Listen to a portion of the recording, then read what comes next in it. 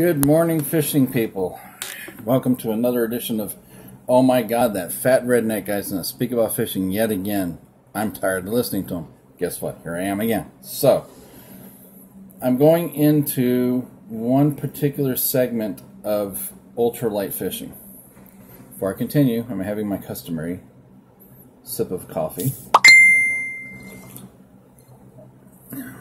As people interrupt me.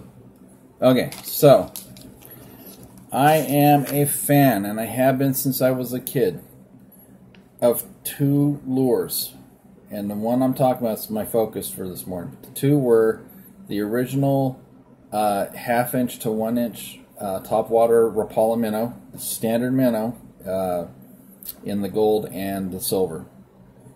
Always caught me fish, always great. Always worked. One of the first lures my dad ever put in my hand, by the way.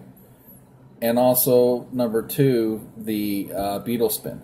But I found that the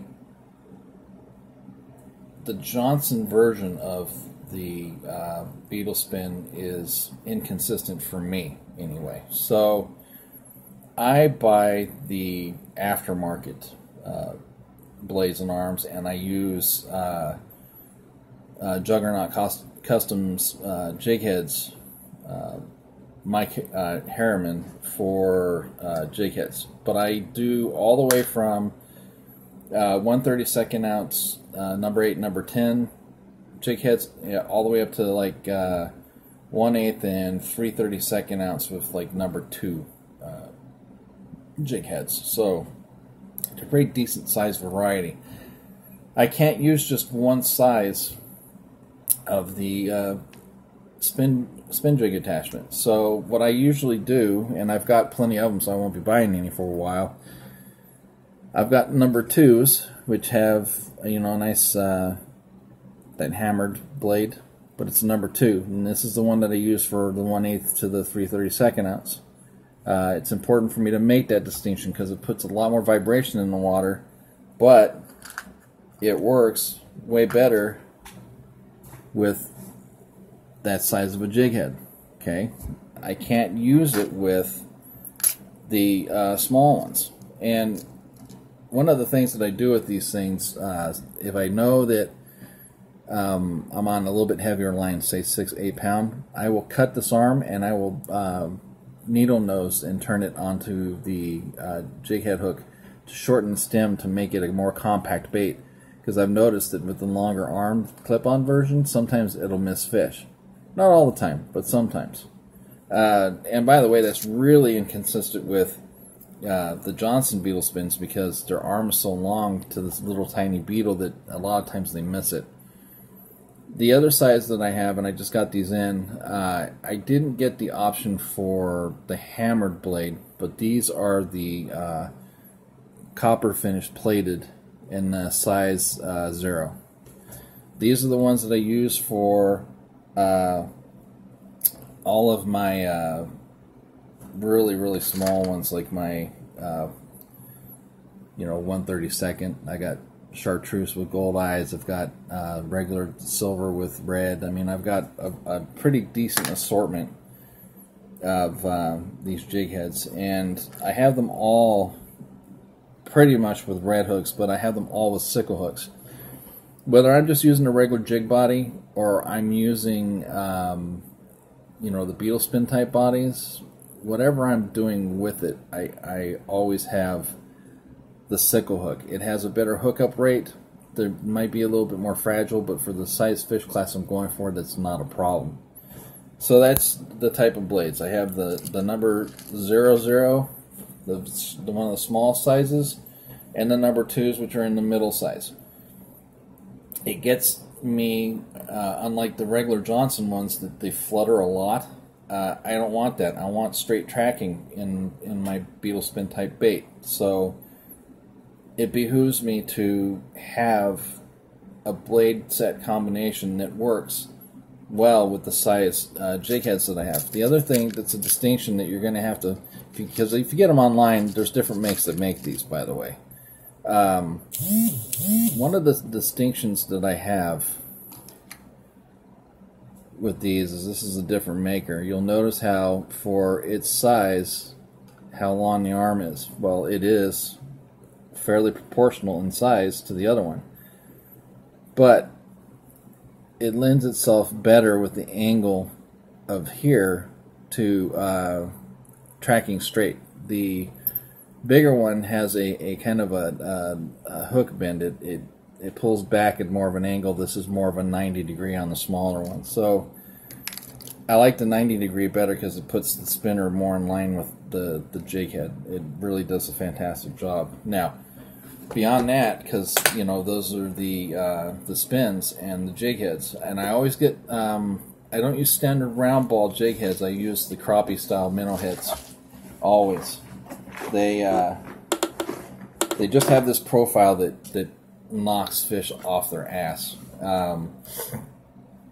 As to what I put on the other end of things, though, because of the vibration of the blade, sometimes I'll take all the way up to a 3-inch shad type with the wiggle tail in the back. You know, just none of the paddle tail, just the straight tail, because the blade vibration in this moving through the water, it'll shake plenty, and it'll spur those bigger crappie and a lot of bass, smallmouth and largemouth to hit these type.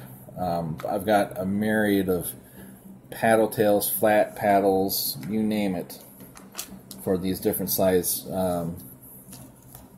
spins and jig heads. But my flat tails, and I'm not going to show you all the colors because I'm just showing you more of the action and reasons that I have what I have. So these are the 2.5 inch. Okay, so they have that flap tail. Now they've been sitting in my pack for a while, so they got kind of that crinkle to them. But they're essentially just this flat tail. Okay, and it waves through the water. It doesn't have a real massive amount of movement. It has kind of an exoticness to it when it moves because it undulates in the water. And I found that a lot of my hits happen because of the fact that I'll be pulling along and I'll stop. And that whole unit, the blade will start spinning up and that tail is flapping upwards. They'll kill it sometimes on that. If I pull it really slow to where the blade's barely turning, they'll hit it that way too because it's in their zone longer. If I burn it, that vibration spreads through the water. They feel that vibration and they'll come in to see what's going on.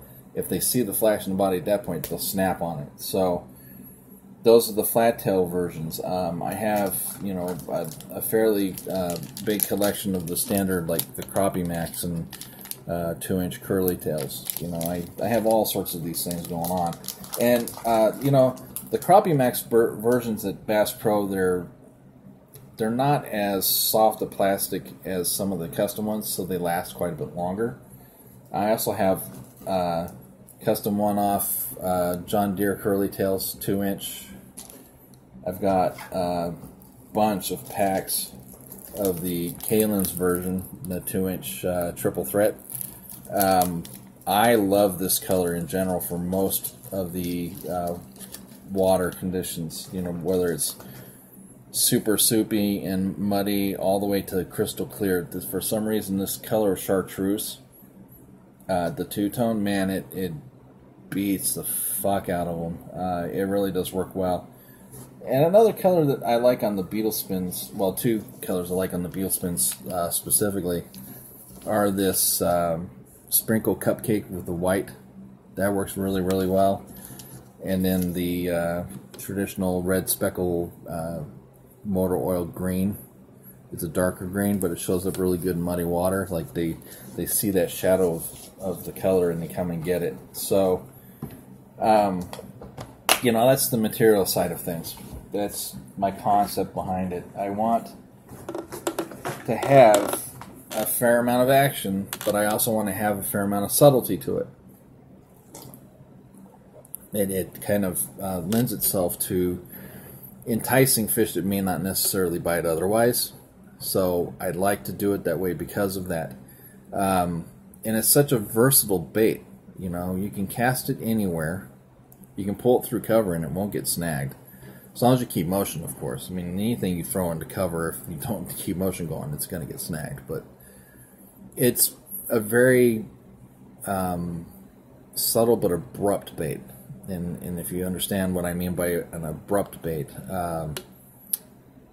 it's just kind of going by them and it's in their face all of a sudden, you know, unless they feel the vibration. Like the number 2 one, the number 2 bigger blade, they'll feel more than the 0. But I found that even with panfish that have bigger mouths, sometimes they won't hit the bigger baits.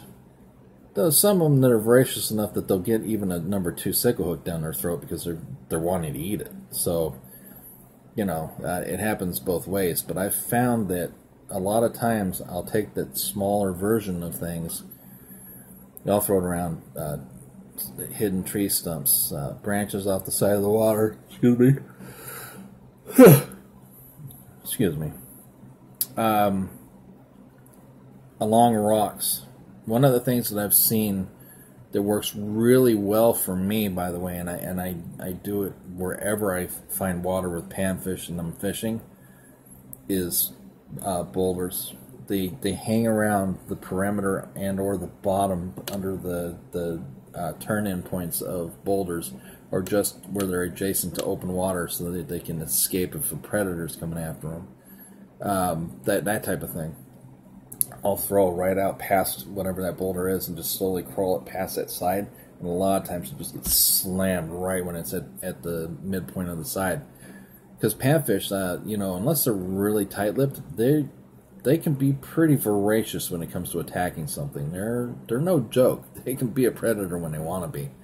And I love those rocks. I love, like, right along the line of a stump, especially if it's got water underneath and they're holding underneath. Because bluegill and crappie love places like that. Along docks, oh my god, do beetle spins pull shit off of docks. And it's not just panfish either. You know, big bass will go after a small meal if they know it's easy enough to get. They'll just right on it. And that's one of the reasons I like the beetle spin, because it'll pull perch, crappie, you know, bluegill, red ear, bass, excuse me, large and small, walleye down deep. You know, it will really pull all those kind of different varieties of fish. And from what I understand, I've never seen one. There are now magnum-sized versions of the beetle spin spinner attachments to turn the bigger saltwater jigs into a beetle spin of sorts around the reefs and stuff to pull in some of those fish off of the reef rocks. So it's extremely versatile, and it, no matter how you toss it, you're gonna get something. That's what's so insane about it. It is, besides hot dog as a bait, it is the most single effective lure I've ever used. And that's saying something, because I've used a lot of different lures. I mean, I've got plenty of videos that testify to that. So,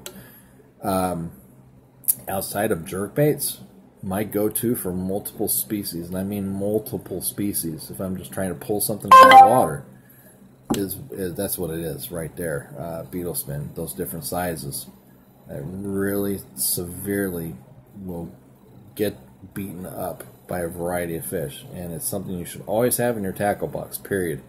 But I do number 2s and I do number 0s, 1/32 all the way through 3/32, and from size 10 to a size 2. I really don't ever go beyond that size, but it really does work wonderfully for me.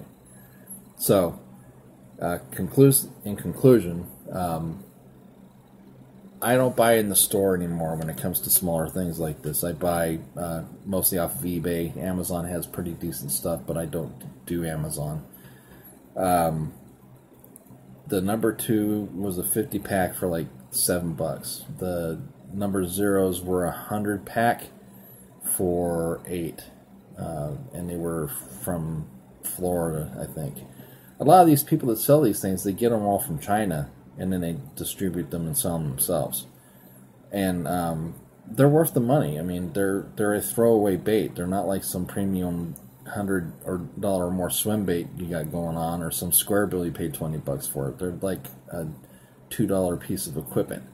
I don't mind losing stuff like that because I expect to lose lures. That's part of fishing life. So go online to whoever you buy stuff online and try to find yourself what size range blade you would use in bulk packs with what jig heads you use, what bodies you use, because it's much better than a stock beetle spin. I will give it up for Johnson. They came out with a great idea. They've caught tens of thousands of fish in their time, but they're inconsistent as far as I'm concerned, and I would rather have aftermarket versions myself.